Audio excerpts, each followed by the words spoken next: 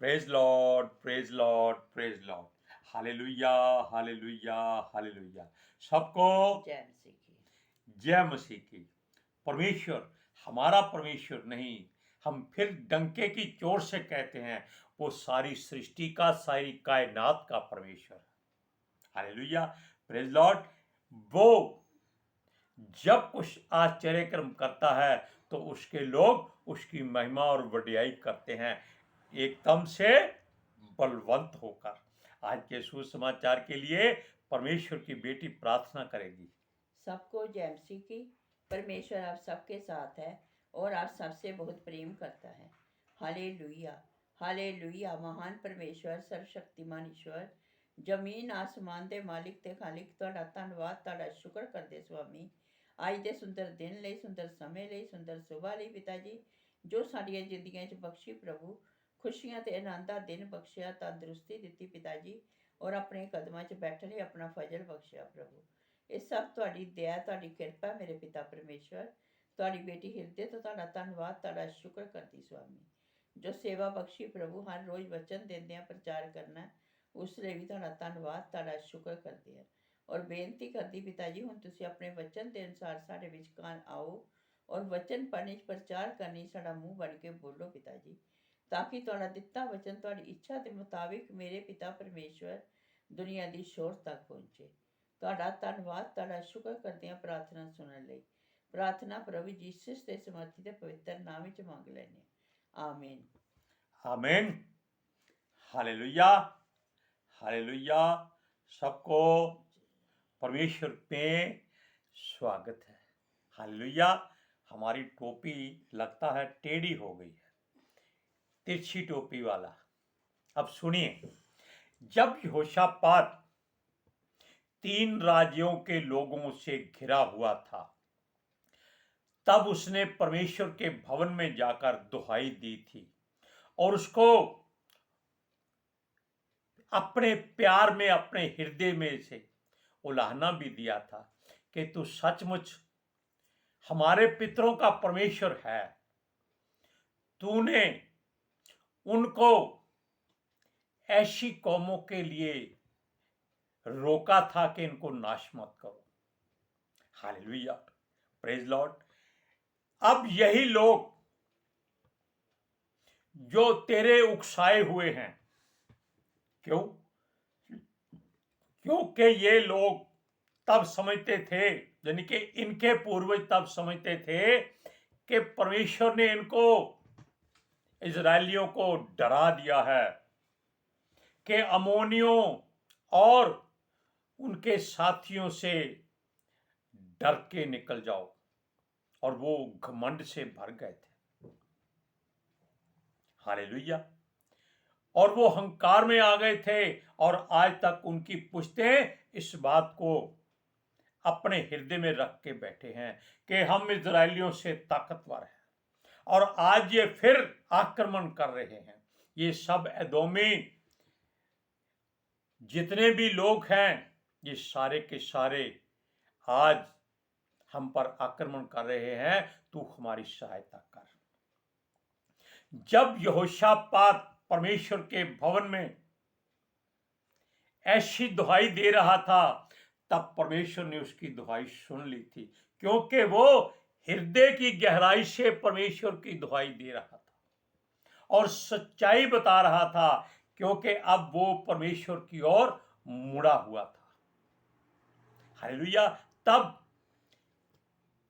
यहजीएल, एक लेवी ने उठकर कहा कि इजराइल के लोगों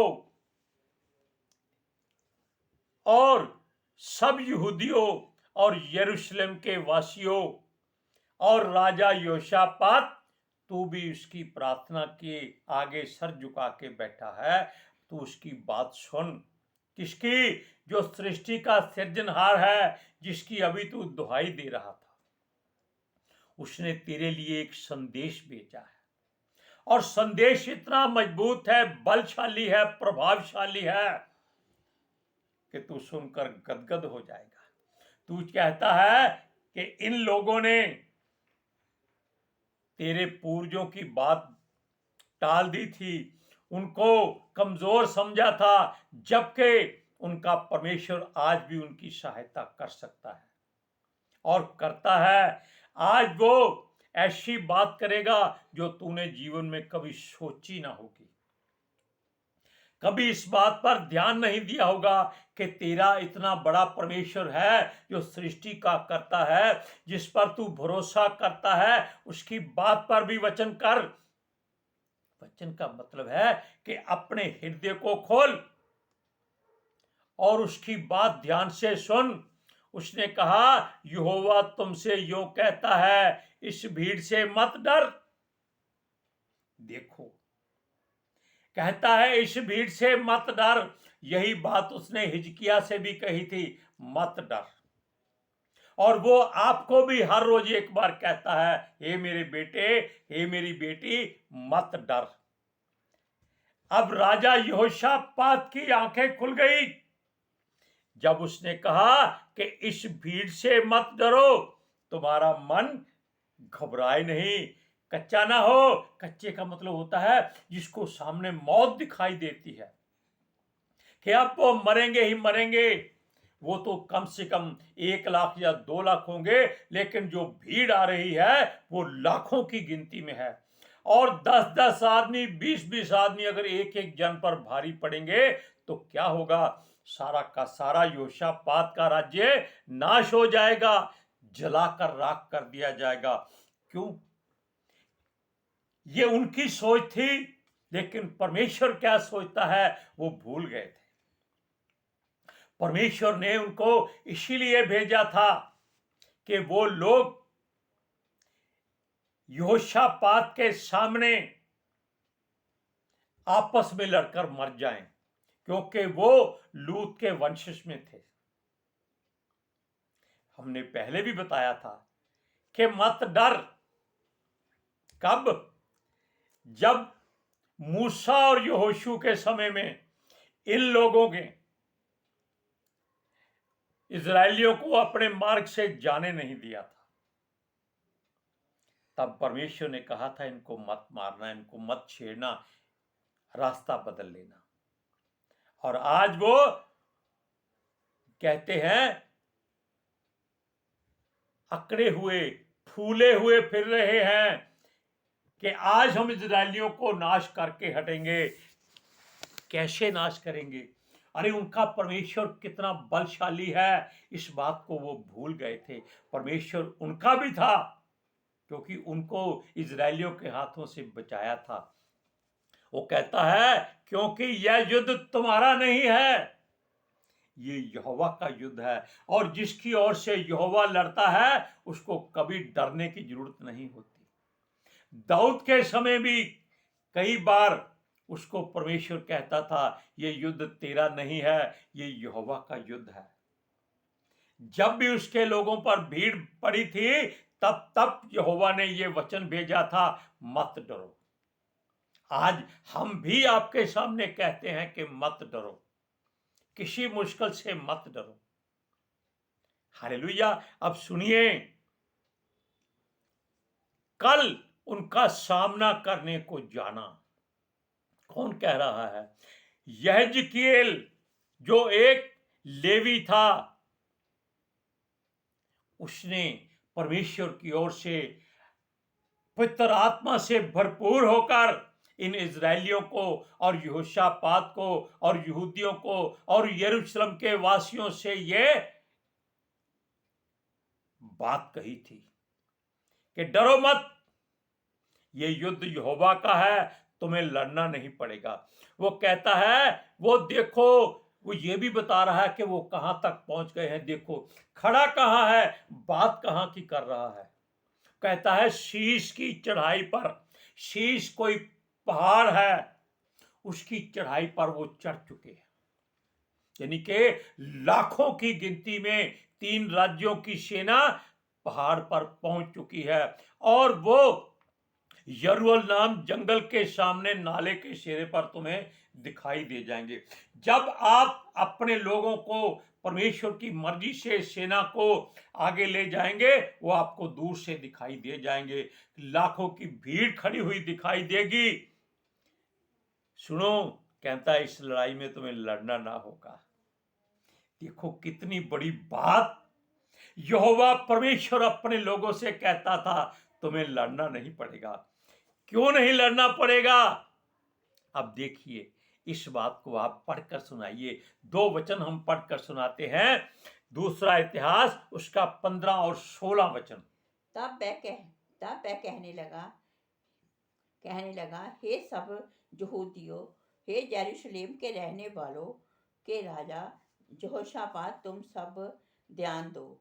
यहोवा तुमसे जो कहता है, तुम इस बड़ी भीड़ से मत डरो और तुम्हारा मन कच्चा ना हो। तुम्हारा युद्ध तुम्हारा नहीं, परमेश्वर का है।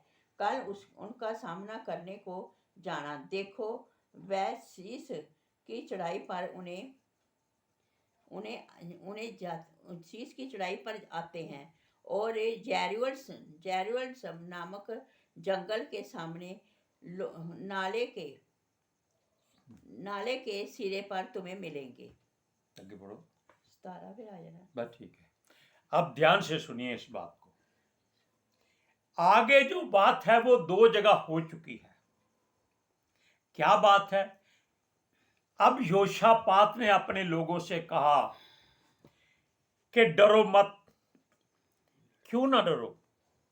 इसलिए कि तुम्हें लड़ना नहीं पड़ेगा, मरना नहीं पड़ेगा, तुम्हारे शरीर पर कोई घाव नहीं होगा, कोई तीर तुम पर नहीं चलेगा, कोई तलवारबाज तुमको घायल नहीं कर सकेगा, तुम में से एक जन भी नहीं मरेगा। इसलिए मत डरो,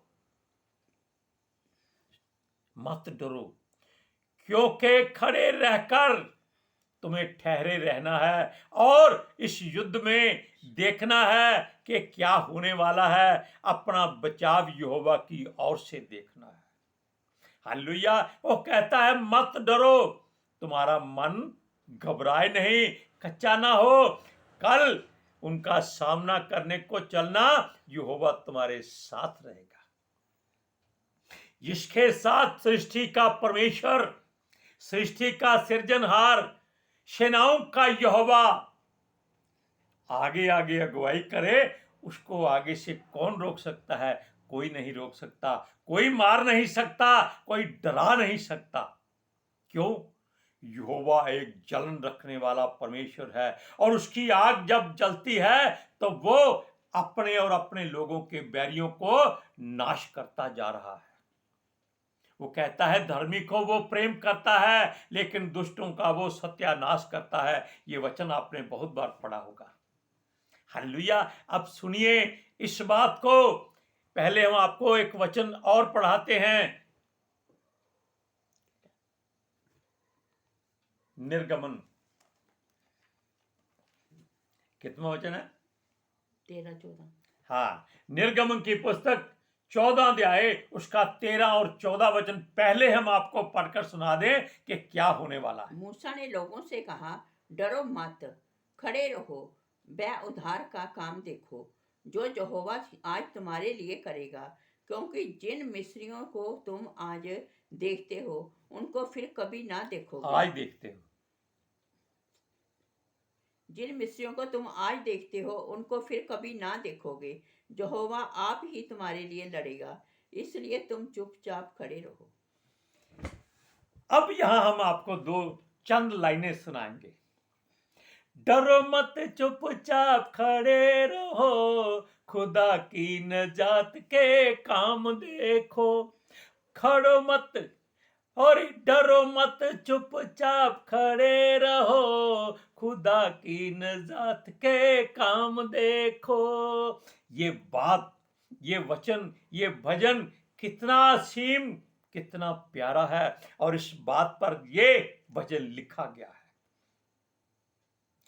मूसा के समय भी ऐसा हुआ था कि जब वो मिस्र से बाहर निकले थे, सोना चांदी, गाय बैल बकरी और बढ़िया से बढ़िया कीमती वस्त्र वो लेकर निकले थे, तब आगे लाल समुद्र आ गया था।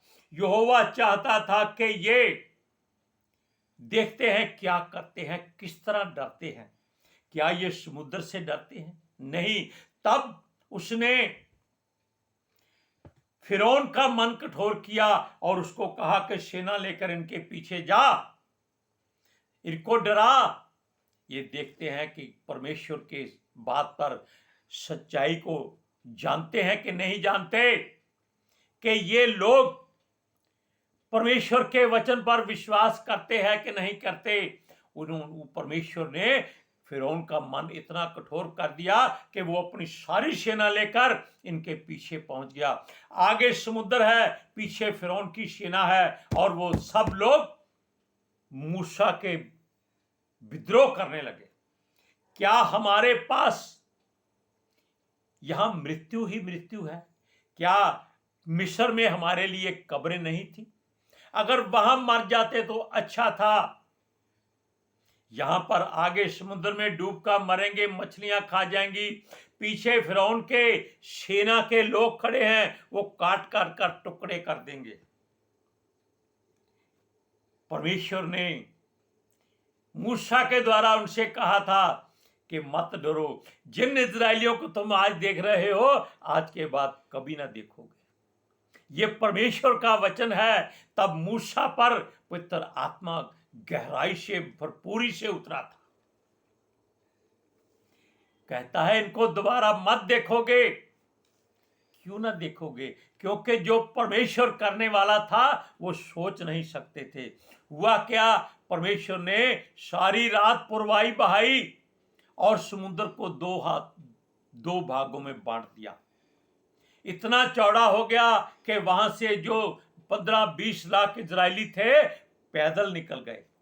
जैसे सड़क पर जाते हैं सूखी भूमि पर, वहां पानी की बूंद तक नहीं थी, और इधर भी पानी इधर भी पानी। उसमें मछलियां उनका मुंह देख रही थी कि ये इनका भोजन है या वो इनका भोजन है। लेकिन किसी की जरूरत नहीं थी उनकी ओर देख भी जाए। और मिस्र की सेना को परमेश्वर ने अपनी आग से रोका हुआ था। क्यों? वो कहता था कि उसके लोग पार कर जाएं, फिर उसके लोगों को नजारा दिखाया जाए। जब सारे इजरायली समुद्र के पार हो गए, तब परमेश्वर ने अपनी आग हटा ली। तब मिस्री एकदम गुस्से में, क्रोध में उसी रास्ते से उनके पीछे दौड़े कि आज तो मार दो, जो होगा देखा जाएगा। तब परमेश्वर ने देखा कि उनकी सेना आधा रास्ता पार कर चुकी है। पता नहीं कितने मील का सफर होगा, हम नहीं जानते। लेकिन तब परमेश्वर ने समुद्र से कहा अपना रास्ता बंद कर दे। जितने इजराइल की सेना के जवान थे, फिरौन के जवान थे, सारे के सारे पानी में डूब मरे। उनके घोड़े, रथ, सब कुछ पानी में डूब गया। कभी ना कभी कोई लोग इस बात की खोजबीन करेंगे, वहां उनको रथों के पहिए मिलेंगे, तलवारें मिलेंगी, और मिस्र की सेना के लोगों के मुकुट मिलेंगे। क्यों? ये चीजें गलती नहीं थी। यही बात यहोशापात अपने लोगों को कह रहा है। अब इस वचन को पढ़कर देखिए, दूसरा इतिहास उसका 17वां वचन। इस लड़ाई में तुम्हें लड़ना ना होगा हे यहूदा और हे यरूशलेम, ठहरे रहना और खड़े रहकर यहोवा की ओर से अपना बचाव देखना। मत डरो और चुपचाप जे और तुम्हारा मन कच्चा ना हो। कल उनका सामना करने को चलना, करना उनको चलना, सामना करने को चलना, और यहोवा तुम्हारे साथ रहेगा। अब देखिए ये बात कितनी गहरी है कि परमेश्वर कहता है अपने दास राजा यहोशापात के द्वारा। यहेजीएल ने कहा था कि मत डरो, ये तुम्हारी लड़ाई नहीं है, ये यहोवा का युद्ध है। और यहोशापात ने अपने लोगों से कहा मत डरो, डरो मत, चुपचाप खड़े रहो, खुदा की नजात के काम देखो।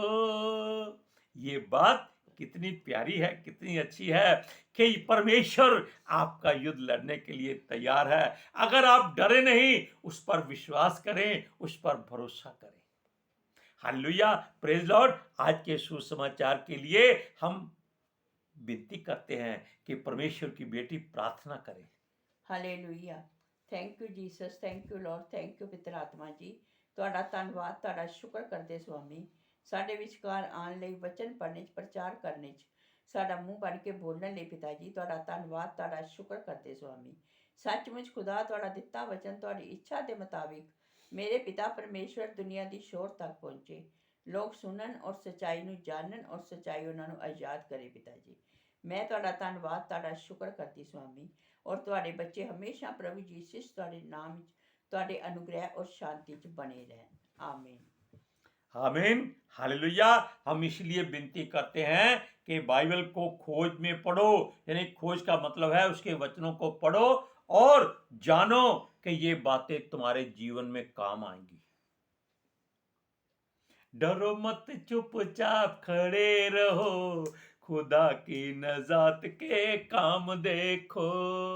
Hallelujah, praise Lord. सबको जय मसीह की।